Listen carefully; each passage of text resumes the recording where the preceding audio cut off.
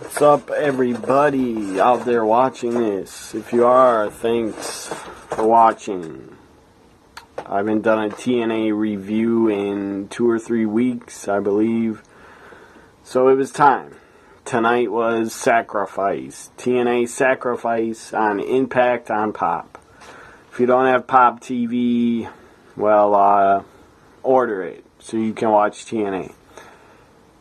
I guess if you have cable, some cable systems that have Pop TV actually show a TV guide channel on the screen, and I guess TNA is a little tiny square on top of the screen. I can't imagine watching that, and if Pop TV was a TV guide channel on my direct TV, I would not be able to take or watch TNA if it was a tiny little screen. That would suck. I would probably just watch it online instead. Anyways, this is my Sacrifice 2016 TNA Impact on Pop review. Before I do my review, I'm going to check my poll I just put out on Twitter 5 minutes ago. I asked people to rate this Sacrifice. Give it a rating 1 to 10. I've had the numbers 4, 7, and 10 to vote for. So let's see how many voted on it. Here it is. 5 people only voted on it. For those 5 people, thanks for voting. I don't know if you watch my videos. I don't know if you know I have a YouTube channel. It doesn't really matter. Thank you for voting on Twitter. In my Twitter poll, rate tonight's TNA Sacrifice. I'd 4, 7, 10, 80% have voted for 7. They give Sacrifice a 7. That's a pretty good rating. I'd say it was about a 7 or 7.5. I really enjoyed it. Not every single part or segment was great, but a lot of the matches were pretty good. So there it is. 5 votes. 80% have voted for 7. A 7 rating, and 20% picked a 4 rating. So there we go. Off goes Twitter, because I don't want to be distracted. Here we go with my Sacrifice review.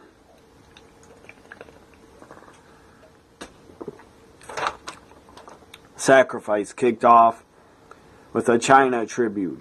They showed her name on the screen. Rest in peace, China. Rest in peace. So China's name was shown on the screen. I don't think they had a picture of her. She was involved in TNA at one pay-per-view, and I believe one Impact when it was on Spike. So nice tribute TNA did there for China. Good job, TNA. Tigress comes out immediately, starts yelling and telling Drew, come out here, Drew. Tick tock, come out here. I want my title shot. You said you would give it to me, so come out here, Drew. Out comes Drew Galloway. I always get his name mixed up with Luke Gallows, Galloway, Gallows. I always get those names mixed up. I believe it's Drew Galloway. So the TNA World Champion, Drew Galloway, I'll just call him Drew. He comes out and he gets on the mic and says, you want your title shot, you got it. It's right now. It's immediately. The TNA World title's on the line in the opening match to kick off Sacrifice. Pretty good kickoff. Pretty good world title match. Tigress, he showed great heart. He showed great fight. He kicked out a couple times, and he gave Drew a good fight for the world title. But Drew McIntyre, not McIntyre, that's his WWE name. Drew Galloway wins, retains the TNA World title. Up next, Maria is backstage talking into a mirror. Looking in a mirror, talking into it, saying tonight, talking about, I have big plans for the Knockouts division. I run the Knockouts division now, and I have big plans for it. Whatever. I like Maria. She's a great talent, great person, nice person on Twitter. But Maria talking about her plans for the knockouts. She doesn't really have any plans except to screw over Gail Kim and to get to Gail Kim. So after that Maria promo where she was looking in the mirror and looking psycho, like an egomaniac, we had a beer money promo where backstage we're talking about DK and how they're going to beat the hell out of DK tonight and finish them for kidnapping Gail Kim, which that was an odd storyline, weird thing to do. Kidnap Gail Kim for no reason. It was pretty weird. So then after the beer money promo, we had Rosemary. Maria, I believe, came out, and Gail Kim came out, and then Maria says your opponent, who you're facing, is going to be Rosemary. Decay's music hits. Marilyn Manson is playing the Decay theme. I don't think Marilyn Manson wrote that song for Decay. It's probably just one of his songs that TNA's paying for somehow. So Rosemary against Gail Kim. It was a pretty entertaining, pretty good match. Rosemary wins. I was surprised by that, but I believe Maria interfered and distracted Gail Kim. Anyways, Rosemary wins. I like Rosemary, like her character, and I like DK also as a group. Up next, Eli Drake had a stupid, painless segment to watch. It was awful. Eli Drake, I don't know what the hell what his show was called, but he was like hosting his own show like Miz TV, something like that. It was stupid. It was painful. He kept hitting a button that said, yeah, something, dummy, yeah, you're a dummy, or some crap like that. We kept repeating, dummy, yeah. It was weird, and it was a painful segment to watch and listen to. I'm glad I was on Twitter for most of that segment because it was painful to watch and listen to. So Eli Drake, then the bromance come out on his show, make fun of him. Eli Drake makes fun of the bromance. I don't know who Eli Drake is. I've never really seen him wrestle except in TNA. I don't really care where Eli Drake came from. The guy, to me, I could care less about the guy. I don't care what he does. He's not entertaining at all.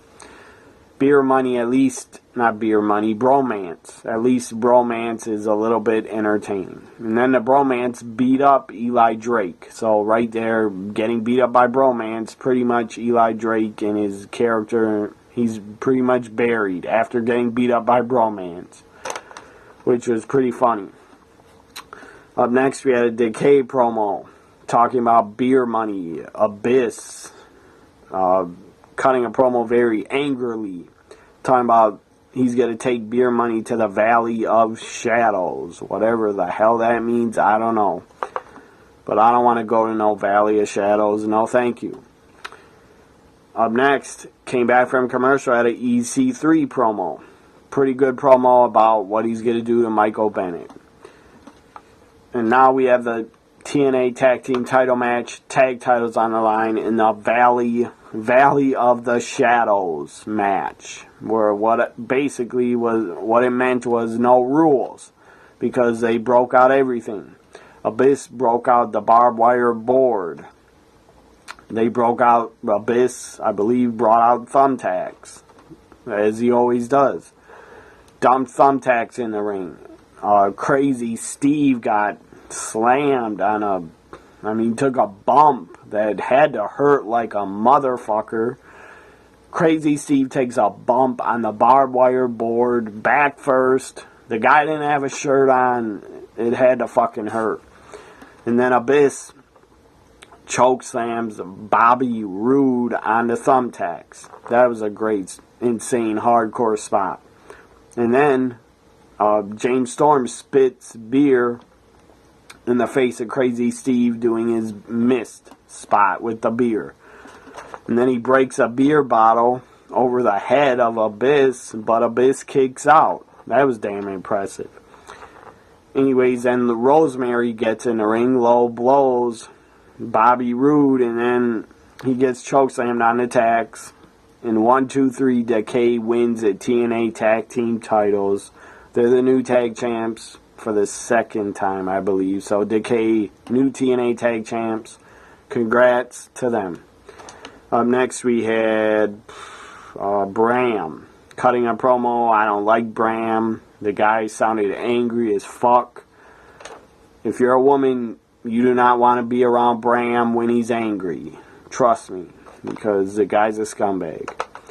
He's a woman beater. I don't care if the charges are dropped, whatever. Bram hit a woman. I think he beat her up, ex-girlfriend. No man should ever touch a woman, ever. And if a man ever touched my girlfriend, in any ways, I'd beat the fuck out of them. Anyways, Bram, I don't like him personally. Not a fan of him or what he's done off camera. The guy's a scumbag. But he's getting a second chance in TNA. Good for him. Bram does have a look. The guy looks like a crazy psycho. He does have the look of a wrestler. But that's all he has. I don't like the guy. Anyways, Bram's promo was okay. Even though I really hate the guy with a passion. Because of when I heard about what he did to a woman. And he beat her up.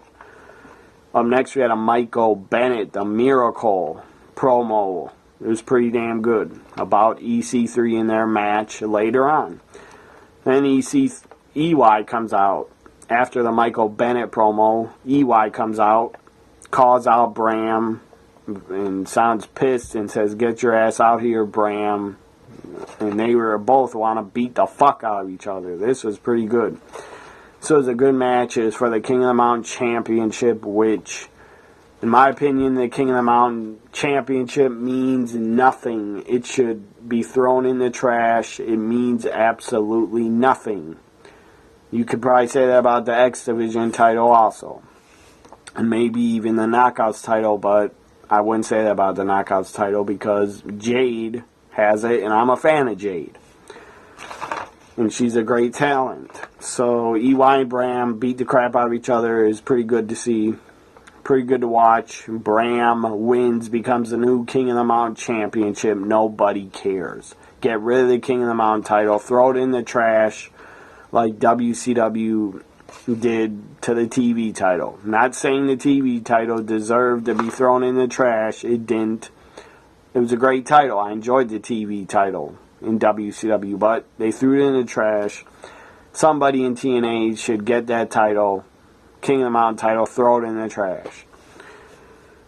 Anyways, up next, after Bram becomes the new King of the Mountain champion, which I could give a fuck. I don't care about Bram or him winning the King of the Mountain title. Hopefully Eric Young, the guy left TNA a month ago, and I was reported, I read, and it's pretty damn good sources I got it from. I heard this. EY was not paid in TNA for a couple months. The guy was owed a lot of money. And Bobby Roode, his friend, the same guy that left with the same time as EY. They got their releases. Both Bobby Roode and Eric Young were owed 6 figures by TNA Wrestling. They were owed a lot of money, a lot of back money.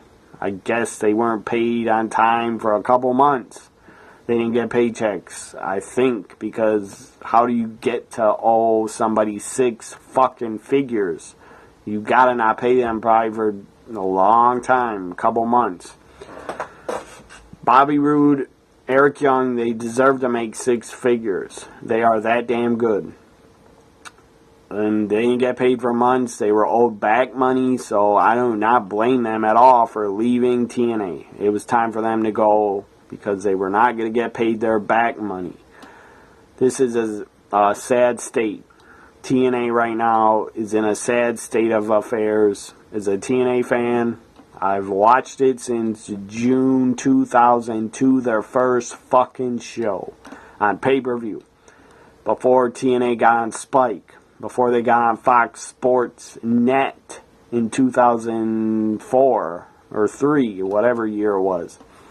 I think it was 2004, I think, is when they got on Fox Sports Net. So I watched TNA. I mean, I ordered on Wednesday night pay-per-views before they got any TV deal. I ordered TNA pay-per-views probably 50 times. At least 40 or 50 times I ordered their pay-per-views. And then when they got on pay-per-view, 3-hour pay-per-views, Sunday nights, I ordered a lot of those for a couple years. So I'm a long-time fan of TNA, long-time supporter of TNA. It's just really sad, very sad what's going on with the company and them needing money to keep going. If Dixie Carter doesn't pay off her bills, I guess TNA owes a lot of companies money for borrowing money from them. So if Dixie doesn't sell her 51% or give up 51% to a new backer, TNA's going to die. If Dixie cannot pay off her bills to other companies, Dixie, basically, TNA's going to go into default, and they're going to be given to the company that they owe money to. They'll just be given to them as an asset. I heard rumors that TNA may be sold, or Sinclair Broadcasting, which owns Ring of Honor and runs Ring of Honor. And Sinclair Broadcasting has a lot of TV stations they own, which they put Ring of Honor on every single weekend across the country. Anyways, I think it'd be good for Ring of Honor. The owners, the company that owns Ring of Honor, I think they should own TNA. I think it'd be good for TNA. At least TNA would survive. Hopefully TNA, I heard they had two Impact tapings last week, and I guess they went on. 2 tapings went on, so they got money from somebody. I don't know who. Maybe it was a big company that gave them money that wants to buy them. I don't know who gave them money, but 2 impacts that were taped did go off. So they got a lot of money from somebody to put those shows on. So good for TNA. I just hope the people that own Ring of Honor or somebody else that can get them on a better cable channel maybe buys TNA. And they're not going to buy it unless they're not going to put money into TNA unless Dixie gives up her share of ownership. And I would do the same thing. If I bought TNA, I would not have Dixie Carter in power. I would want to be in power. So all I'm saying is I'm a longtime supporter of TNA. It's a sad state of affairs, what has happened with their financial problems. And look, I'm a big supporter of TNA. I love the talent. The talent in the wrestling show is not the problem. The wrestling show has been pretty good the past couple months. Tonight was pretty damn good. Lockdown was pretty damn good. So the TV show on Pop has not been the problem. The creative has not been the problem. The creative team's not the problem. The production team's not the problem. The director's not the problem. The talent is not the problem. All the workers that set up the ring, all the workers that work in the TNA offices are not the problem. In my opinion, the problem is Dixie Carter. She's been the president, and she's done an awful job at promoting. She doesn't know how to promote. She doesn't know how to promote her own company. And I guess Pop TV, they promote a little bit, but not really that much. I've seen a couple commercials on their network for TNA, but that's it. Dixie doesn't know how to promote. She's a bad businesswoman because TNA is maybe I'm guessing they've never made a big profit ever in any year they've been in existence. I don't think they made a big profit ever. Maybe they made a profit for 1 or 2 years in the past, but not for like the 14 years Dixie's been there. I would have to say for 11 or 12 of them have been failures, in my opinion, and TNA's lost a lot of money. Probably the company that Dixie Carter's father owns, I guess, that was giving TNA money and funding them. Dixie's family has stopped giving her money. That's why she has to find financial backers to back TNA and fund them. I believe that the company that was giving TNA money, that was, I guess her father owned it, they gave TNA and they lost $400 to $500 million on TNA wrestling. And what have they got back for that? Zero. No profit at all. Can't blame anybody. You can't blame the talent or the backstage workers or anybody else in TNA. The one person you should blame is Dixie Carter, because she has been an awful president. One of the worst presidents ever. Worse than any United States president in history, that's for sure. Anyways, back to my review. I got a freaking Bobby Roode shirt under this Sasha Banks shirt. I got a Bobby Roode shirt under here. I have purchased 5 TNA shirts since they've been in existence. I've purchased many DVDs, many pay-per-views. So, here's my Bobby Roode shirt. I think it's from 2013 or 12, one of those years. Anyways, there's his name right there, Bobby Roode. So, I'm a big fan of TNA.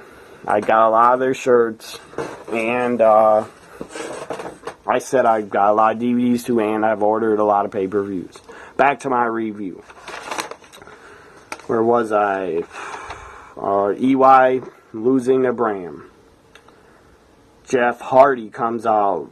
Surprisingly, the guy made an appearance. I don't know how he could even walk after he took that swanton off the staging.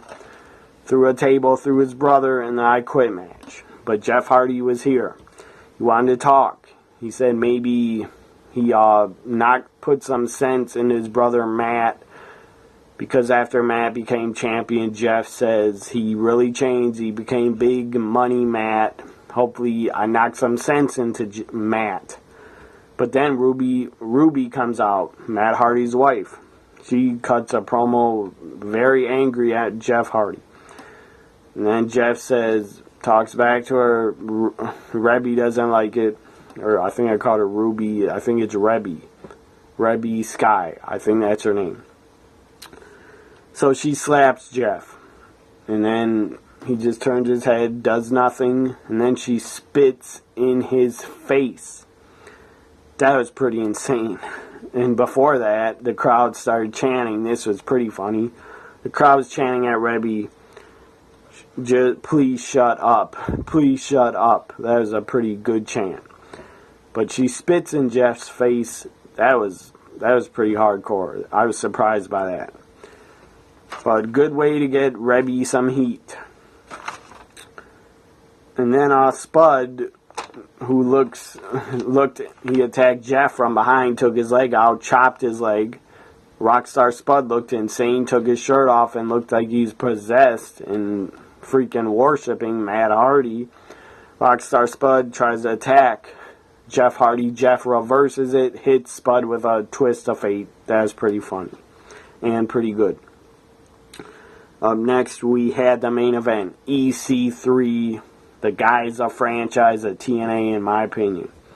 If TNA gets new ownership, make EC3 one of your top stars. Keep him under contract. Do not let that guy go, because he could work anywhere. He could work in any company, anywhere, and the guy would be a star. So EC3 against the Miracle Michael Bennett. Michael Bennett, of course, has Maria, his wife, at ringside with him. This was a pretty damn good match. Both guys worked really well together, had great chemistry. They just worked really well together. EC3 gets thrown up against the post, and his shoulder hit the post. That looked pretty brutal, like he's really injured and really hurt his shoulder. I'm sure he's just selling, but great job of selling by EC3, taking that shoulder to the post spot. That was great work by EC3. Then Michael Bennett is in control of most of the match, working over his arm and shoulder, and then he gets a chair. Maria throws a chair into Michael Bennett. The Miracle, he starts beating EC3 with a chair. I guess this was no DQ, which I didn't hear, but whatever. It was sacrifice. A lot of matches were probably no DQ. I don't know why, but whatever. So then, after Michael Bennett beats EC3 with a chair, EC3 pins and makes a comeback, pins Michael Bennett, but Maria runs in the ring and pushes the ref out of the way so he could not count 3. EC3 snaps. His face was like this. His eyes were just like, the guy was about to snap. I thought he was going to go after Maria, but he didn't. He got his hands on the chair in the ring instead and started cracking Michael Bennett over and over, hitting him with the chair in the back. I mean, vicious chair shots to the back. But it was awesome. At least they weren't chair shots to the head, because that wouldn't have been good for anybody. So then EC3, he hit one of his finishers, I believe it's called the EC knockout or something. And then Michael Bennett kicked out. And then Michael Bennett hit a diamond cutter. EC3 kicks out. But then, I couldn't believe this. It's pretty shocking. I did not expect this. Michael Bennett wins. The guy wins and defeats. And before he wins, EC3 locked on $1 million dream. I thought Michael Bennett was done when that was locked on him, but he wasn't. Michael Bennett, the Miracle, wins and ends EC3's streak of over 800 days. Not getting pinned, not submitting. For 800 fucking days, EC3 has not been pinned or submit. That is insane. But that's also pretty damn cool. For like 36 or 38 months, I believe they said that. Somewhere like that. A lot of months. 30 or 38 months of EC3 not being pinned or submitted. Over 800 days of not being pinned or submitted. That's damn good accomplishment for EC3, and the Miracle got a big victory tonight on Sacrifice. Big victory for him. It will probably skyrocket him in TNA. Maybe he'll get a world title shot and win it. Maybe it'll be Michael Bennett, the Miracle, against Drew at Slammiversary. I don't know. I saw they had the spoilers of the Slammiversary main event online. I did not read them. I don't want to know what the main event is of Slammiversary. I do not want to know until I watch Impact on Pop, and then I'll find out. But I do not read spoilers to find out main events of pay-per-views, because Slammiversary is not until June. That's over a month away. I do not want to know the main event. So please, nobody comment and tell me the main event of Slammiversary. If you do, I will block you on my YouTube channel. So anyways, hope you enjoyed my Sacrifice 2016 review. I enjoyed doing it. I don't know if I'll do a review for TNA next week. I don't know. Maybe or maybe not. I don't know. Hope you enjoyed it. Follow me on Twitter at TNA WWE Guy. Also, please subscribe to my YouTube channel. I really appreciate it. I make new videos every single week. I make countdown videos every week. Or I try to. Year in Wrestling videos. I'm still going to be making new ones of those. And by the way, my Year in Wrestling series of videos is in a playlist where you can go back to 1987 when I started talking about the year 1987. That's my first year in wrestling video. I didn't start making videos in 87 because there was no YouTube in 87, and I was only 3 years old in 87, so how the fuck could I make videos at 3? I meant my first year in wrestling video was on the year 1987. And after that, I go up to 88, 89, 90. I go up to every single year, up to 2011 so far. So check out my year in wrestling videos. Check out my countdown videos. Check out my fantasy booking playlist and fantasy booking videos. I've done fantasy booking videos for Payback, for the Bullet Club, Finn Balor, AJ, Luke, Carl. I've done fantasy booking for the Survivor Series for last year and the entire championship tournament. So check those out. Also check out my TNA playlist of 2016 Impact on Pop review shows. And coming up for Slammiversary, I'll do a predictions and review on that. Bye for now, everybody. Hope you enjoy my Sacrifice review. Follow me on Twitter if you'd like. And most importantly, tell your friends to subscribe to my YouTube channel. I really appreciate it. They'll enjoy it. Hopefully, if they're big wrestling fans like I am. Bye for now.